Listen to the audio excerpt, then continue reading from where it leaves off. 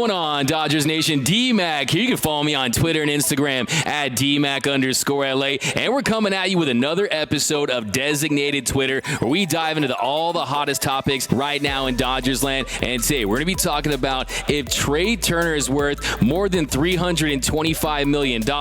Should the Dodgers make a move for Frankie Montas or Luis Castillo or another starting pitcher? And finally, what is your favorite Dodgers batting stance to mimic all time? Let us know down below. And also be sure to subscribe to the Dodgers Nation YouTube channel. Hit that subscribe button, hit that notification bell, and if you really want to support the channel, smash that like button. And for all latest Dodgers news, head over to DodgersNation.com. All right, so the first topic we're going to dive into today is we asked you over on Twitter, do you think that Trea Turner is worth more than $325 million to the Dodgers? And the reason why we're asking you this is because MLB Insider and Fanside's Robert Murray, he wrote an article that he believes that Turner will sign a deal with a larger AAV than the $32.5 million that Corey Seager signed with the Texas Rangers last offseason. So we asked you guys over on Twitter, and we're going to get to those in just a second. But in my opinion, when it comes to Trea Turner and $325 million, you have to consider he's going to be 29 years old in the first year of that contract. That's a lot of money to pay for a shortstop that he relies on a lot of his speed to be a great player. But I do think that $325 million makes sense for Trea Turner for another team. Maybe it's the Baltimore Orioles. Maybe it's another team trying to make a splash, an East Coast team. But when you talk about this Dodgers organization and you talk about the fact they offered Corey Seager $290 million in the offseason last year, Trea Turner is a more durable player. He's a better shortstop defensively. Offensively, he's a more consistent hitter. But at some point, he's going to slow down at some point during that contract. And you've got guys like Gavin Lux, who's really had a breakout year for the Dodgers. There's going to be other names available on the market. The Xander Bogaertses, the Carlos Correas. How about Jacob Amaya, local hero? He's really broke out at the minor league level. He's really figured things out at the plate defensively. We know he can get it done. Only question is, can he hit big league pitching? So the Dodgers, they will have some options for the shortstop spot. And if you ask me if Trea Turner is going to sign with the Dodgers for anything in the $325 million range, I'm going to say sha-na-na-na, sha-na-na-na, Trea, goodbye. But we asked you guys over on Twitter, and here were some of your takes. I say the $280 to $300 million with Friedman is most of that money is going to be deferred unless Trea doesn't want that. I think 7 to 8 years, but 10, oof. That's from Young Jeremy 18. Then Anthony, he tweeted, I love how people talk about the future and say we can get someone else down the road. You think the money is going to stop here? It's only going to get higher. Of course, a 10-year deal with that high is too much. Like it or not, that's the way the game is today. And then Derek, he tweeted, he may be worth that, but it doesn't look like it will be with the Dodgers. High dollar in term is there, and that's still the question if he wants to play on the East Coast. If I'm Freeman, I'm moving Trea Turner for prospects or pitching. Don't lose him for zero return. And then Johnny B, he tweeted 10 to $380 million, but if you front load the deal, higher AAV early. Dodgers don't have many big salaries. Bauer money could possibly come off of that as well, but yes, you keep him. So yeah, those are some good points. When you talk about the fact that at one point we all assumed that it was going to be either Corey Seager or Cody Bellinger, and now it looks like there's a chance that they don't lock up both of those players long term. And also, what's the status with Walker Buehler? Is he a guy that they're going to invest in long term? Will he find that A status once again? So they might have more money to play with than you realize. But Trea Turner, he's an elite player. There's no question about it. And he is a premium shortstop. You have to pay big for a player that plays that position. But I asked the staff here that question, is Trea Turner worth $325 million? And here's what they had to say. I don't think he's worth more than $325 million. I do think he is worth more than Corey Seager's annual $32.5 million average. I think Trea's going to be a $35 million guy on a much shorter term deal. I'm going to go with yes. Premier players get premier salaries. Like Jerry Maguire said, show me the money. I don't have big league ball club money, so I can't answer that question. In today's baseball climate, sure, probably. How long's the contract? 10, 12 years? For sure. Let's do it. Yes, because Corey Seager got that. He is worth more than Corey Seager. So we'll see. Will LA pay Trey? It remains to be seen, but he is a great player, and someone's going to give him a bag. But next question we asked you guys over on Twitter is, who should the Dodgers' top target be if they're going to trade for a starting pitcher? And 48.5% of you said Luis Castillo, 36.8% of you said Frankie Montas, and 14.7% of you said other. And you guys had some nice takes down below in the comments section. You guys threw out some really big names.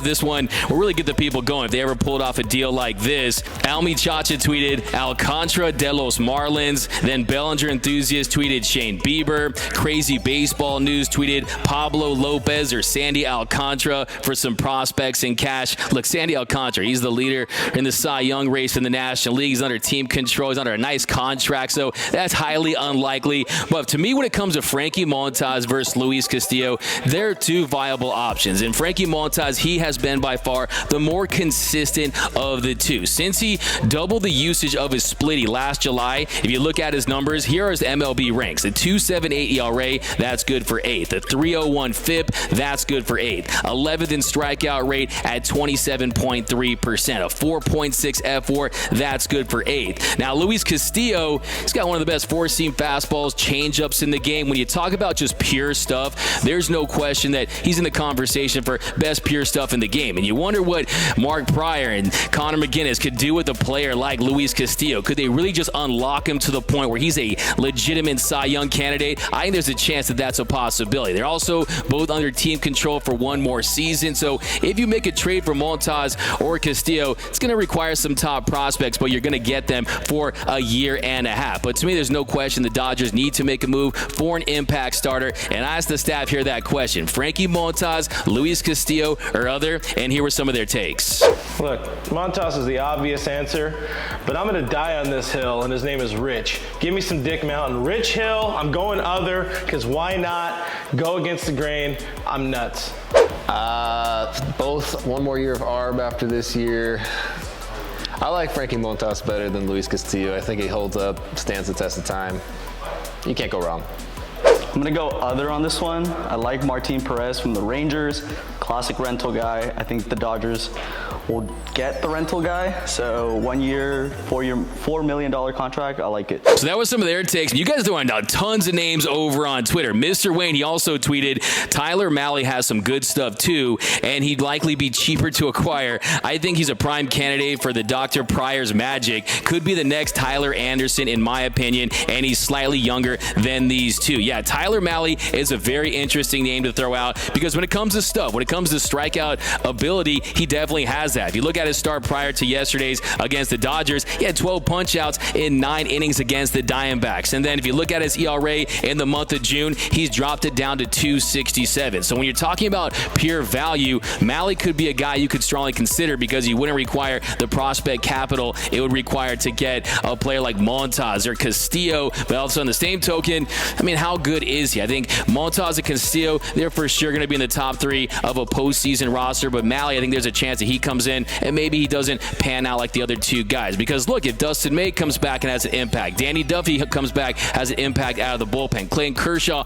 stays healthy and picks up where he left off. Julio Urias looked really strong in his last start. Tyler, the outs creator, Siler Anderson, the great Caspi, Tony Gonsolin, they're all-stars at this point. So if everyone stays healthy, maybe you don't need to make that big splash. But to me, considering that this is a last dance type team, you want to go all in with this group, you make a move for a starting pitcher. And lastly, we got a fun one. We asked you guys over on Twitter, what is your favorite Dodgers batting stance of all time to mimic? I asked the staff here that question, and here were some of their takes. Listen, there's so many great ones. You can do a little Sean Green in there. You can't see my feet from here, but give me some Nomar. People love the Nomar in there, a little toe tap. Ooh, I'm gonna say Nomar, because why not? It's fun, it's a good time. Everybody loves Nomar. Whittier represent. You know, I'm torn between Juan Uribe from the right side and probably Rich Hill from the left side. Scrap zone. I'm going to give some lefty love. I'm going to go Andre Ethier. Smooth stance, smooth swing. Give some love to the lefties. Shout out Andre Ethier. So we got some good ones over there. And for me, my answer, who would my favorite Dodgers batting stance to mimic be? I'm going with the chef, Gary Sheffield. Every time he stepped to the plate, I thought he was going to hit it to the moon or hit it to Pasadena. And I was just thinking, imagine being a third baseman with Gary Sheffield at the plate. I would just stand behind the left fielder, man. That guy hit for power, had the bat speed, explosive hands. I always thought he'd make a great boxer, but to me, you know it's Gary Sheffield. If you never mimic Gary Sheffield's stance, you're lying. This is the best one, the bat wag.